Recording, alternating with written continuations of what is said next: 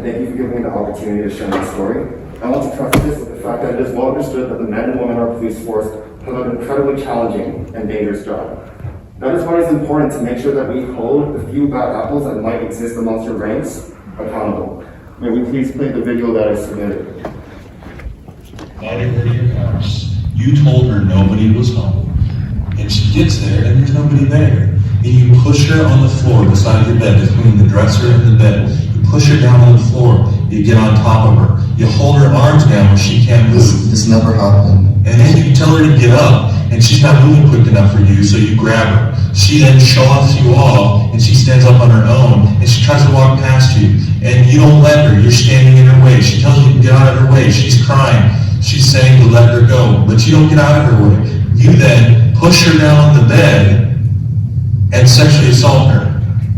That's the story as she tells it. Maybe in your family's culture, and I understand it, women are kind of looked at as second-class citizens or something like that, and you're like, I don't know. My story? According to the internal review done on my case by the Fairfax County Police, this investigation conducted by Darren DeCosta revealed that race was not a factor. I was arrested in front of my peers, spent 6 days in jail, forced to pay $60,000 in legal fees, suspended from my school for a semester, and worst of all, faced the possibility of life in prison for a crime that never happened. I guess I'm considered one of the lucky ones because I wasn't falsely convicted. It has been 7 years since Detective DeCosta had me falsely arrested without any amount of coherent evidence. He and the false complainant, Jenny John, accused me of 2 extremely heinous crimes: rape and abduction with intent to defile. DeCosta was able to procure 2 warrants for my arrest because he lied to a magistrate about information that did not exist. He claimed that I confessed to the crime, and he claimed that Jenny had a witness who supported her story. These are lies at the criminal level that should have never justified probable cause. Detective DeCosta ignored very simple and crucial evidence, such as tens of thousands of text messages from my false accuser that punctured her false narrative. He ignored the fact that my false accuser's only witness had a completely different timeline that was impossible to follow. DeCosta also ignored all of my denials and my willingness to take a polygraph test at his request. And by the way, he never polygraphed me, despite his threats. I remember vividly that Judge Kimberly Daniel and the prosecutor at my bond hearing asked for DeCosta, who did not show up but was expected to. DeCosta is claiming that I am this abusive and violent individual, yet he misses his obligations to attend these court hearings. If I am as dangerous as DeCosta insists, why is he so afraid to go to court to prove it? The charges against me were dropped without even going to a program at a preliminary trial. DeCosta and the prosecutor, Jessica Grace Edwardson, had the chance to resist my appeal for expungement, but chose not to. That doesn't take away from the emotional and financial trauma that I had to endure.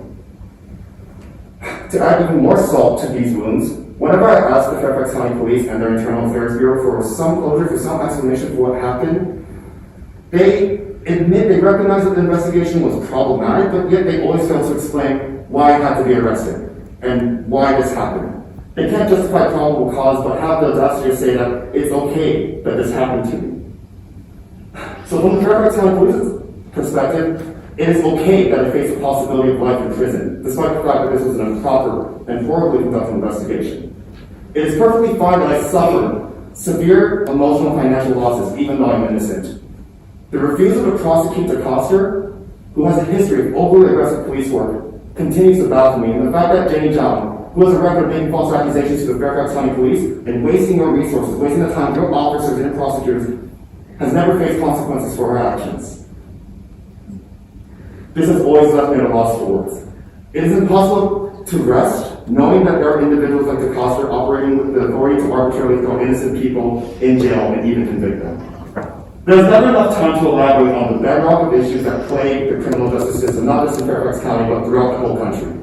Qualified immunity, interrogation tactics, and the quality of police investigations have to be questioned and even reformed. My role as a private citizen is to keep sharing my story that highlights the foundational issues within this criminal justice system. I have dozens of questions about the confusing mess of investigation that DeCosta conducted. But the question that I want to have answered today is, What options do the falsely accused have in terms of seeking justice reparations? Do you also plan to prosecute those who file false police reports? And will I ever be compensated for the emotional, financial, and social damages that I've endured? As civilians, we are all here adhering to our responsibility to make our community a better place. Will the Fairfax County Police do their fair share? Thank you very much. Thank you, Mr. Hang, for that testimony, and I guess this is a question I'll direct to Dave York, in terms of openness providing the response.